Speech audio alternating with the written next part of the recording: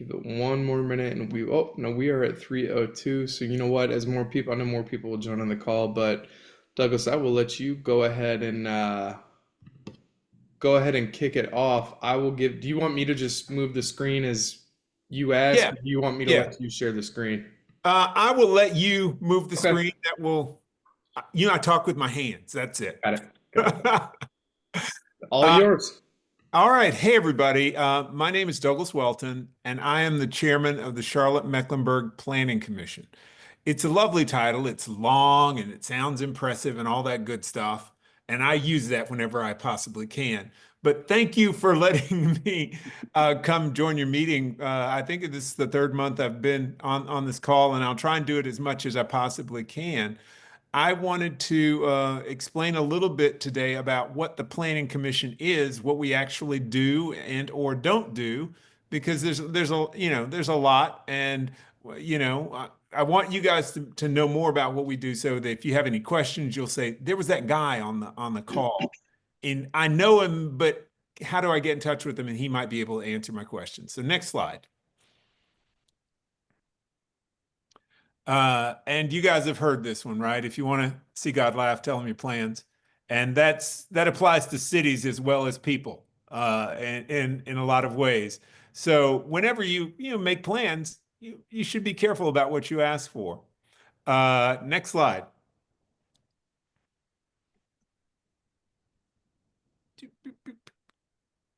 There we go.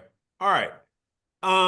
I said I was the chairman of the Charlotte-Mecklenburg Planning Commission, and it is both a city organization and a county organization. There is an agreement between the two in terms of how land is managed.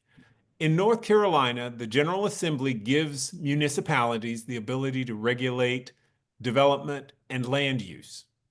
And cities have to come up with their own plans. Counties can come up with their own plans. In Mecklenburg County, Charlotte and the county have agreed that Charlotte will administer those plans for both the city of Charlotte and a small area that is adjacent to the city of Charlotte called our extraterritorial jurisdiction. Charlotte's about 310 square miles, and the ETJ around Charlotte is another 60 square miles. Now, we don't do planning for Matthews, Mint Hill, Pineville, Huntersville, Cornelius, Davidson. We don't plan for them. The planning just occurs for Charlotte and those ETJ areas. And there's some ETJ on the far east side, and I don't know the name of the neighborhood. It is, gosh, I went out there to visit and it's slipping my mind Right, I right. think it's Bridlefield Farms. That's not the place I went to visit, but yeah, We have a few. We have a yeah, few. there are a few neighborhoods that are outside of the city, still in the county, but the land use is administered by the city of Charlotte. Okay. So sometimes someone will say, well, I don't live in the city, but because you're adjacent to the city, the city and the county have agreed that Charlotte will administer the plans for you. Okay. That makes sense vaguely. Yeah, I see a couple of heads kind of nodding. Next slide, sir. The Charlotte Planning Commission. There are 14 people on the Planning Commission. We are not elected. We are appointed. We're appointed for 3-year terms. We can have 2 3-year terms in a row unless your first term is filling in for somebody else, like mine. My first term, I filled in for somebody for 2.5 years. And so I'm in my second quote unquote term, but by the end of this, I will have been on the commission for over 8.5 years, which is a long time. I don't know of anybody else recently that's had a slog that's been that long, but I have a good time doing it. We have an excellent group of 14 folks right now who make it easy for me to be chairman of the commission. They're bright. They are all go-getters when we do the work that we have to do, and I'll explain that to you in just a second. What happens is I can always count on a really good conversation happening, or people doing the investigative work that they need to do to make a good choice when we have to make choices. So, next slide, sir.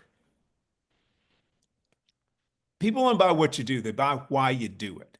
And so I will tell you that the Planning Commission has 3 things that we have to do. When the city or the county sells property, we have to review and advise. Okay, notice those words, review and advise. I did not say consent. When the city or the county makes a long-term plan for how they're going to do development in their area, we get to review and advise. Same caveat about consent. When somebody wants to change the uses on a piece of property or how the property is configured from a zoning perspective, we get to review and advise. In none of those three cases are we the final decision maker. Okay? City council is the final decision maker about zonings and usually about the long-term plans. We'll come back to that in just a little bit.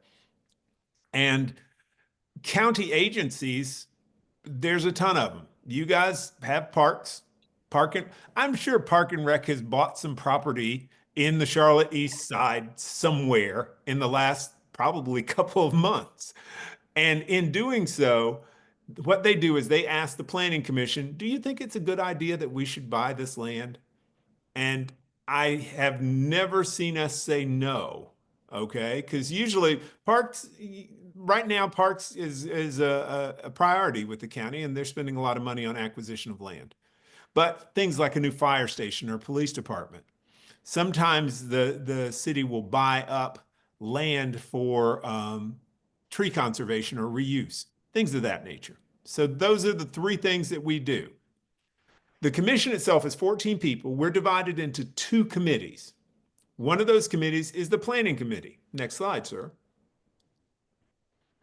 And it's kind of forward thinking in terms of what we do. The planning committee does two things. They do, when those purchases of land and property, real property or whatever the technical term is, come up, the planning committee has to review and advise on those. Okay?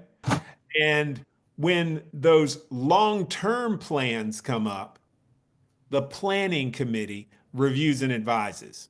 Okay? So that's 7 members, and we swap back and forth-ish every year. That sort of thing. But 2 of those plans that you may have heard of, next slide, sir, are some of the bigger things that probably will affect your day-to-day right now, and one of them being the 2040 comprehensive plan. Okay?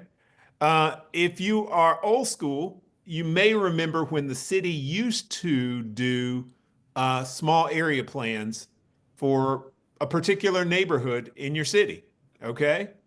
And I know that when that was done with my neighborhood, they came out in 2011. They spent 2 years working on a plan to come up for my neighborhood, which probably was maybe a couple of square miles of area. Now, I already talked about the city being 310 square miles. So if you did an area plan for every part of the city and everybody's neighborhood, we'd be here for a while, right? So what was decided was that we would make a comprehensive plan, and this is required by the state legislature, a comprehensive plan for the entire city. And that's what the 2040 plan is. And that's a policy document. It isn't any rules. It doesn't change zoning.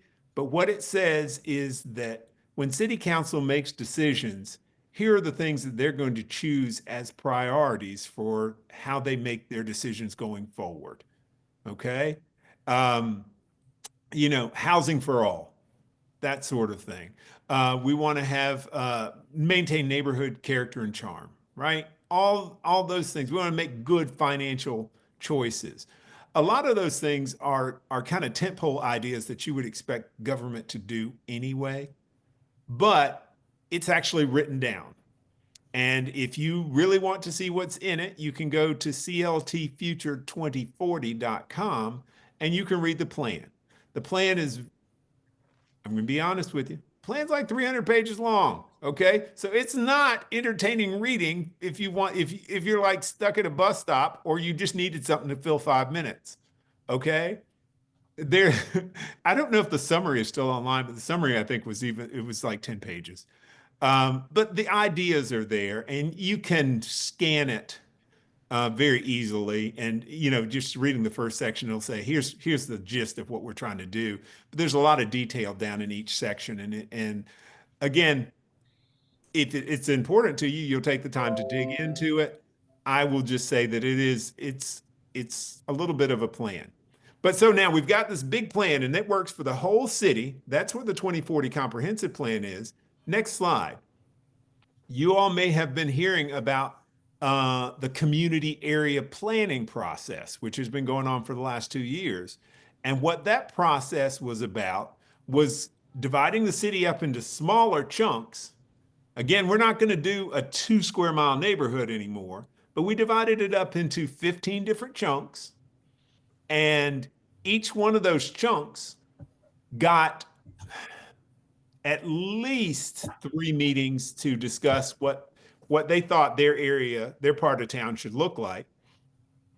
And also, that was like the first go round. There were several rounds of this where we went out, the planning department went out, they asked questions, they took the feedback back, they evaluated each area to see what the needs of that area were, and then went back and worked with all the different departments to say, okay, infrastructure, this is the kinds of things that we need here. And these plans for each part of town are now available. They just were made available Monday, I think, or was it last Friday?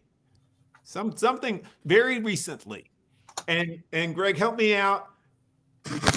Charlotte is all in East Outer and East Inner, or does it slip up into the So Northeast as well? so our footprint of the Eastland area, like Eastland itself is in Northeast, Middle, and Okay. Outer. The bulk of it is, but I mean the folks on this call, it's going to be both North. It's going to be East, Middle, and Outer, and Northeast, Middle, and Outer. Okay. Yeah, those are the two plans you might want to pay attention to. The plans have a format about them and it is repeated throughout. So, you'll find familiarity if you read both the plans, you'll see some similar things. But I would encourage you to take a look at the plans and say, "Oh, they said we needed more sidewalks." I'm picking something out of the air here, okay? They say we need more sidewalks in this particular area, and that's a priority over having more roadways or something. There are trade-offs here, okay? I hope you understand that. And so you might want to read it and see if you agree or disagree. And if you have some feedback, what's going to happen, and I'm going to say some dates, and they are subject to change, okay? But at this moment, there's going to be a public hearing on all of these plans, and we're scheduling it in theory on April 28th. Okay, so if you have read the plans and you have some commentary that you think I really need to say this before these things are approved, then at City Council on April 28th, you can come down and make your comments. And as I said, that date may change. Right now, that's what it is. But Preston, did you have a question? Yes, I do. Excuse me, let me unmute myself. Hey, I'm sorry, y'all. We're gonna Preston. We take questions usually at the end just because we Okay. have a pretty tight timeline. Yeah. Okay. All right. Then I will motor on and make sure I have time to get to you, Preston, and otherwise we'll make sure we connect. All right. So the April 28th, and I'm sure Greg will be on top of when that feedback happens. I'm hoping it happens on April 28th because that's on my calendar. And folks can submit the feedback online right now as well, correct? Yeah, you can submit your feedback online. The public hearing is one of those where that evening, the planning committee will be there, and usually there's 30, 40 people that have a comment. So, it's the thing you see on the news. So when we do a follow-up to this email, everybody, when I send out the minutes, I'll make sure to specifically earmark and send the specific documents for the two areas we were just talking about as well. That would be great. All right. So now the city's been growing. Go ahead. Next You want me slide. to scroll down? Okay. Yeah. This whole Rome wasn't built in a day thing, right? They were doing it continuously. And for people who've been into Charlotte for more than a minute, you've probably noticed that there are cranes, there are orange cones on the road, there are excavators out digging up something somewhere all the time. And the city is growing continuously, which is a good problem to have. But sometimes it is an issue that everybody in the county, I believe there are 379,000 pieces of property, individual property in Mecklenburg County. Everybody has a right to do certain things on their property based on the zoning. Okay. Sometimes people buy a piece of property and it used to be a gas station and they want to turn it into an apartment complex. Okay. That's a change of use. Okay. And that is what a rezoning is all about. Next slide, please, sir. So the 7 members of the Planning Commission who are not on the Planning Committee are on the Zoning Committee. And what happens with zonings, next slide, is that there's this process. When you want to change what you can do on your land, you guys have probably all seen these signs somewhere. I'm sure there's one up near you right now, right? What happens is the owner of the property says, I would like to have some different rights for development on this property. And they go to staff, the planning staff, and the staff negotiates with them and says, here are the rules. Don't you think you want to do it this way? And they say yes or no, and they go back and forth. Eventually, if everybody is mostly in agreement, and that doesn't always happen, okay? A lot of plans die because they're dumb, okay? And I mean that with love, but it's just not the right thing to be developed in a particular location. So the ones that have the potential to be good go forward out of staff, and we have a public hearing, and you can see these in front of city council, and they make their case for doing the change of use. After city council gets it, it comes to the zoning committee, and we do a deep dive on it and say, hey, are these guys really right for what do they fit the rules? Is it appropriate for the location it's in, and does it meet up with city's policy? Okay. And then we send it back to city council, and city council has the final vote. Back when I said we did not consent, we don't. But city council is the ones that say at the very end, we like this, it's approved, or we don't like it, it's not approved. Okay. Next slide, sir. And that is what the Planning Commission is about. How do you fit into that? By being aware of all these things that are going on. When you see the sign with the yellow Z, or the yellow sign with the blue Z on it, you have the opportunity to call the planning department and say, hey, what's going on? You can go to rezoning.org and you can find out more information about that particular petition. I encourage people to find out things as early as possible. If a developer is coming into your neighborhood, oftentimes they'll come and talk to you early on in the process, and you can get your opinions heard before they even start building or digging up any dirt whatsoever. And that's where you want to be.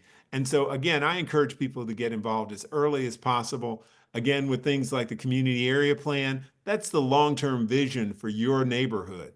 So make sure that it kind of lines up with where you are. Again, a lot of feedback has been taken, but if you have some additional feedback you want to provide, please do. So there we are. And last slide is, again, getting you guys involved is the important thing, because if the public doesn't know what's going on, then none of this really matters. So hopefully I got through that in a reasonable amount of time and everybody understood, basically.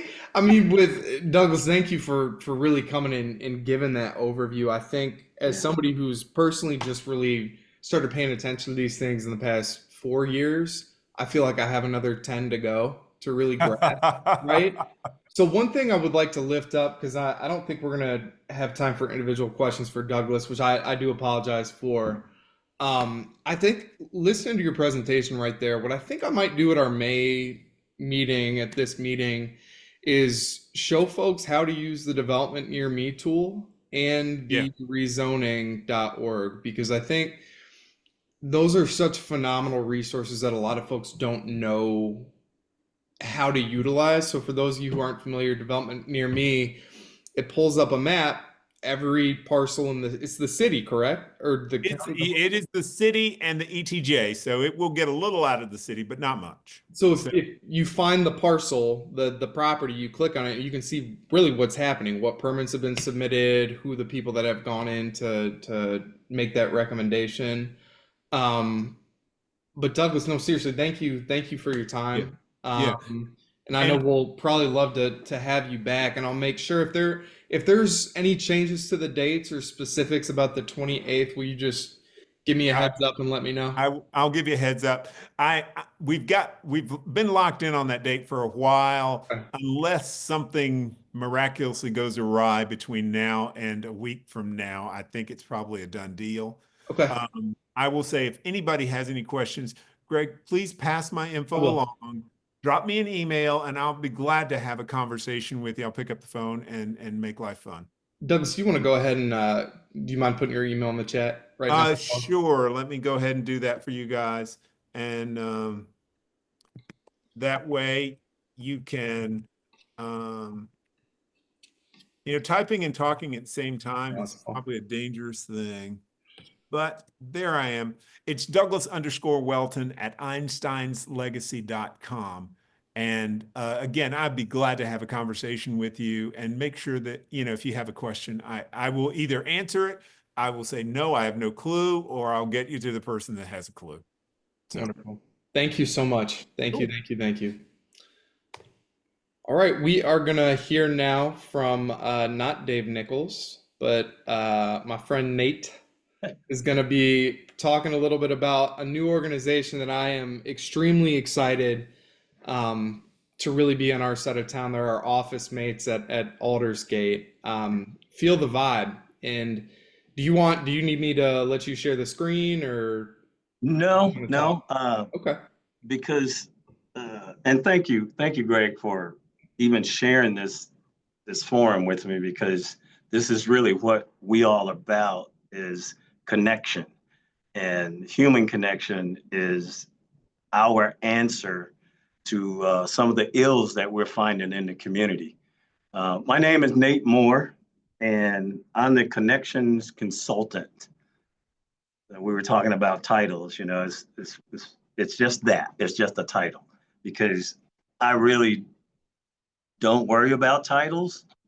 My thing is to meet people where they are, and in that is where we find where authentic connections just develop. And this is the understanding and the mission of Feel the Vibe that Dave Nichols, the name you see on there, he's our founder, and he's a resident here at Aldersgate. Um, I've been with him for about 15 years now, doing community work over in Lakewood is where I got here in 2010 and we started. But Dave turned me on to this understanding that, we all have this life force within us, just like everything else that has life. And in that life force, we have been conditioned over time, ever since we were born, to where we put all of this stuff over our natural resiliency that's within us.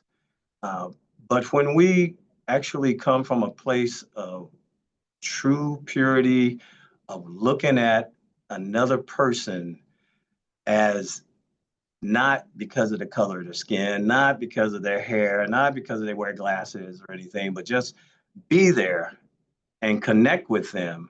There is a moment where it happens where we connect on a level that's deeper than just I just call it a material level, where people, I like you because, you're the commissioner of this or you're that, versus finding out who this real person is. So Feel the Vibe came about by us understanding that everything that we go through all starts from thought. And in that thought is where we make our decisions, where we take actions. And that thought is always there. We're just thinkers. We're naturally, going to think thoughts. However, we get caught up in these thoughts and they start to be what we consider truth. And just because I think something isn't necessarily meaning that it's true. So we are sharing with our community as well as with those organizations and individuals who are helping community and doing community work. We're there to help enhance how we meet each other at their place of need. And understanding thought is a big part of how we share with other individuals and organizations to combat whatever it is they may be helping the community with. We do know that we have to have a focus as a brand new startup nonprofit. So when the Surgeon General came out with the epidemic of loneliness and social isolation, we said, everybody has probably experienced loneliness or social isolation or know someone close to them. And in that research, we found that the demographic from 18 to 29 had a high propensity to suicidal ideation, and no one was talking about it. That became our focus. Looking at our young adults, because we knew that at some point in time, we're going to be transitioning and moving on. So those who are in the community, the young leaders who are out there doing the work, the people who are suffering the most have really kind of gotten to a place where they don't know who to turn to or what to turn to. A lot of people talk about how the technology has been the problem. Well, it's been going on for years and years and years where we disconnected as people from each other, as human beings. Technology has exacerbated it, but it isn't the root cause, which is why we know from our own lived experience that when we genuinely show up for a person or for people, or we live a life that is genuine to showing up as a human being, we know that we have the better chance of connecting and giving someone a safe space so that they can allow their own wisdom to rise from within. Easier said than done, but again, when you've lived it and when you understand what it really takes, when we say deep listening, we really mean just being there, not thinking about anything else, but just being there with an individual or a group to share an understanding that we can connect. And when we do, we have the possibility of making great things happen, which is why we're kind of twofold, where we work with organizations to enhance their already organization and the work that they do, or we work with individuals. We have 4 initiatives that we have on our planning calendar that includes what we call a Cup with Joe, where we partner with coffee shops. And in that, we offer to buy a cup of coffee for anyone who just wants to come up and start conversation. And we do know also that through these conversations, that's when we can get to know each other better because we're in a safe space. We are open to listening to someone else. And coffee is just one of those things that, everybody kind of, gravitates to. So a Cup with Joe was born. What goes with that is we're also building an app that is going to allow a Cup of Joe to be anywhere in this country and obviously to the world, where buddies, not mental health folks, not therapists, not coaches, not practitioners, not facilitators, but buddies will be vetted through Feel the Vibe and deep listening. And in that, if a person comes on an application, and they're in California. It's, midnight there, but 3 o'clock here. They have a connection with someone here in Charlotte, then they can connect with that application. And I always think that, will I get up at 3 o'clock in the morning? Well, we'll be having a chat bot that will be there to actually be in place that will help to make that connection necessary. So when I say that we're part tech startup and just part nonprofit startup, it's both. It's just like, are we helping people? Are we helping people who are helping people? Which is another initiative that Feel the Vibe has, is helping the helpers. Folks who are in healthcare, folks who are in social work, folks that are in emergency work that, in cybersecurity, believe it or not, in the research, we found that cybersecurity, people are not seeking the help that they want for the fear of losing their jobs and not allowing them to get the help that they need. Another initiative, and Douglas, you kind of touched on this, that we're working with developers of housing projects or housing, any type of housing commission that might be out there that's helping with affordable housing, helping with, housing or projects like they have here in Charlotte East with Greg and the Eastside, so that we don't have to wait until a housing development becomes a drug infested, prostitute ridden type of community and you go in and try to help folks. We want to start from the point of developing the housing where people can be trained as buddies, can go into the housing development project, not just waiting until the project's built, people are moved in, to get a return on investment that is truly beneficial and for the long haul. We do know that if we could go in with the developers and actually institute this practice of community, it could have some long-term effects in a positive way. And the last one that we wanted to be a part of is the chatbot itself. And that's a long way off because there's so much that has to be done to actually build it out. But it's just part of the plan. So in essence, Feel the Vibe is going to be an organization that is going to help those who are in the business of being a resource for the community. And however we can collaborate in order to be a part of helping that community work, we're definitely going to be open to it.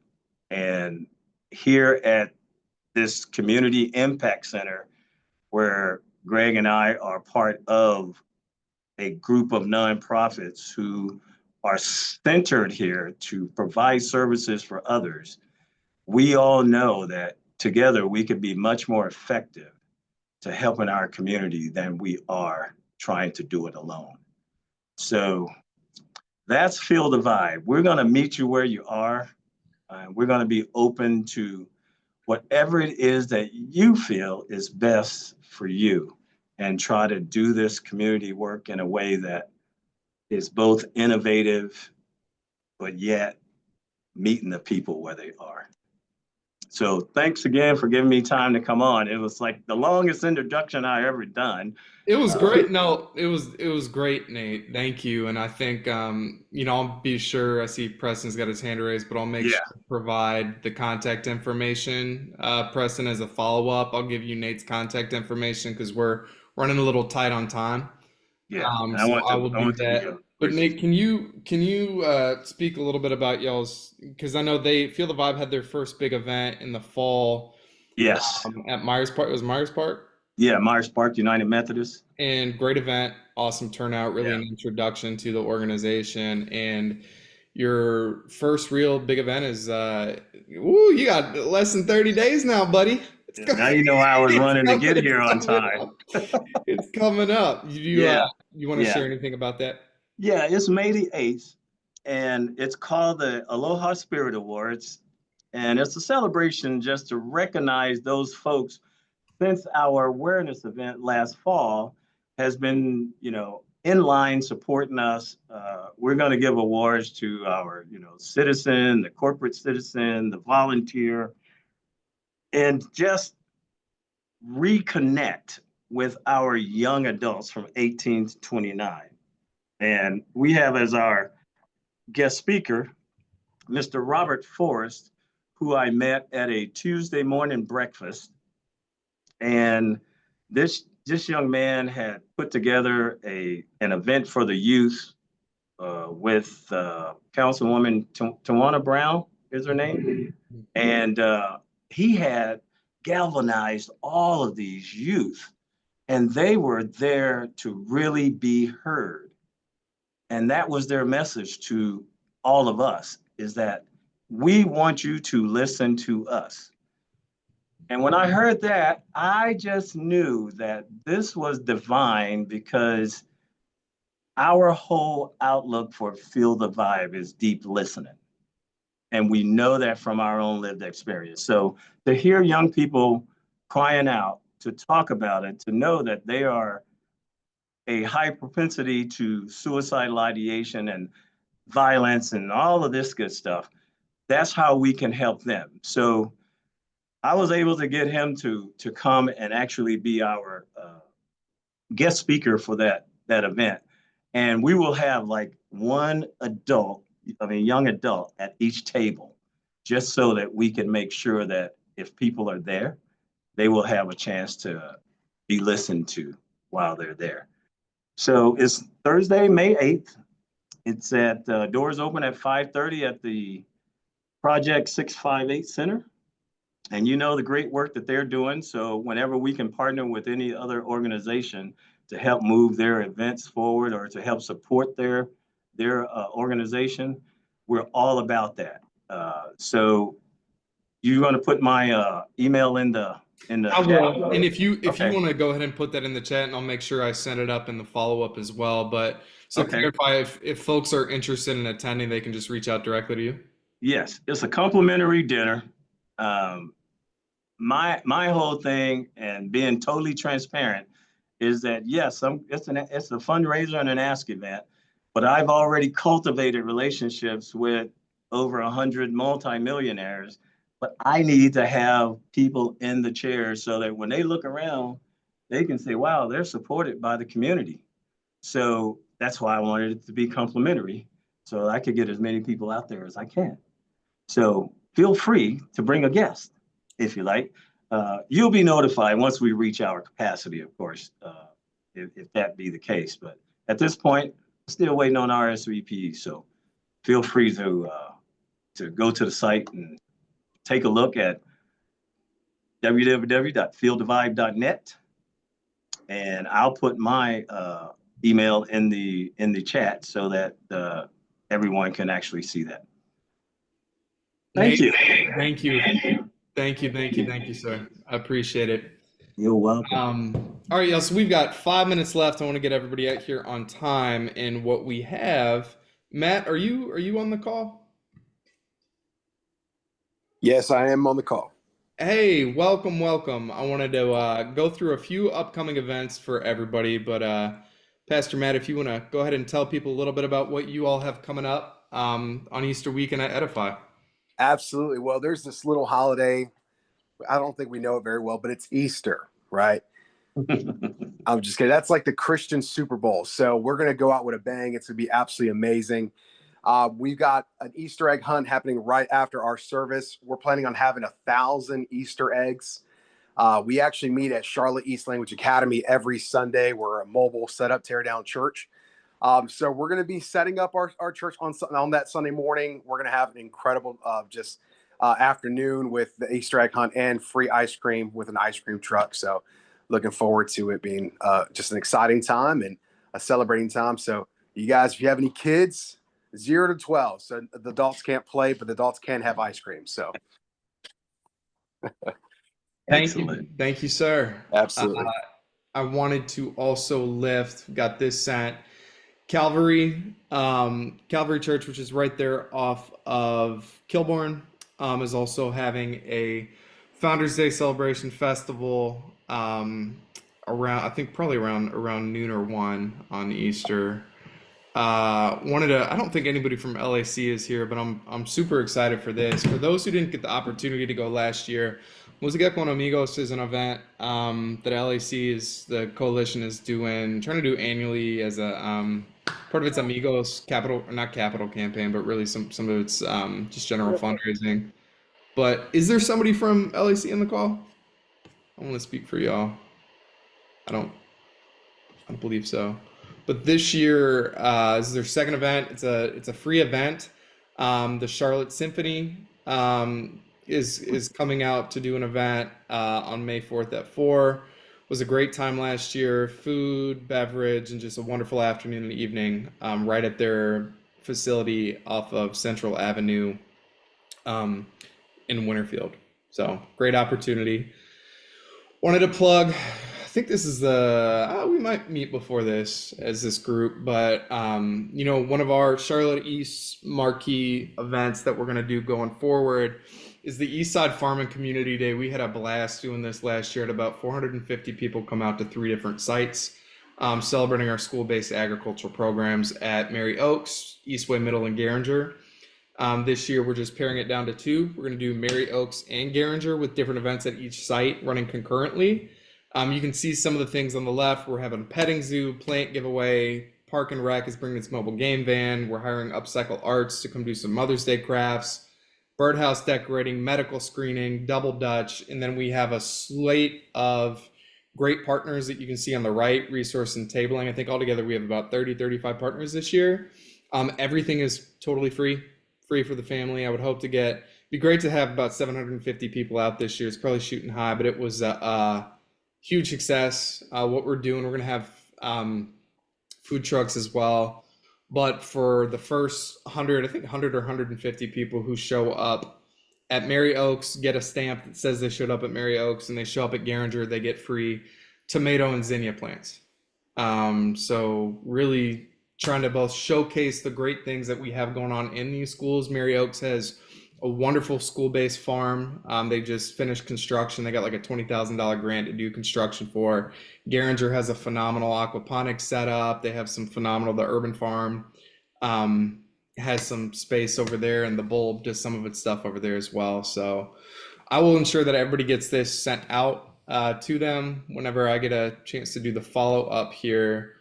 Helen, I see what you put in the chat. I will make sure that gets sent out to folks too about the Greenlight Fund. Taking a survey by this Friday. Actually, Helen, if you want to go ahead and speak on that if you'd like to. Yep. Good afternoon, everyone. Helen Hope Kimbrough here. On behalf of Next Stage, on behalf of Greenlight Fund, we are working with Next Stage to complete a survey around things that may be barriers to your upward mobility or success in our community. And so this survey takes less than 5 minutes to complete. It's really quick, and it is giving us an idea of what is most important to you or what concern is most important to you. So if you could complete that on behalf of Greenlight Fund, I would greatly appreciate it by this Friday. Thank you, Helen. Thank you, Greg. Appreciate it. Yeah, absolutely. And if there's anything that you all would like from your organizations to get sent out to our distribution list of about 150 folks, please do so by end of the day today. That would be wonderful. And I'm sorry, we are at time. Thank you all. Thank you, Douglas. Thank you, Nate. Thank you all for attending. All right. Thank you. Thank you. Have fun.